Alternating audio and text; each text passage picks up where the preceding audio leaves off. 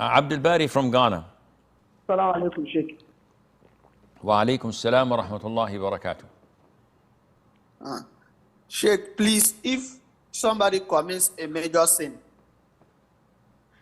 is there a special way for asking for forgiveness, or when he says astaghfirullah, astaghfirullah, astaghfirullah is enough, or should he ponder on the sin? Major sins require repentance, which means that they have to stop doing the sin immediately. They have to intend not to do it in the future.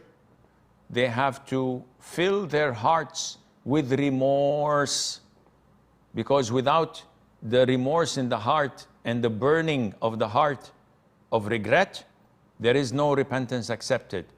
And of course, they have to ask Allah for forgiveness. Once they do this, Allah would forgive them.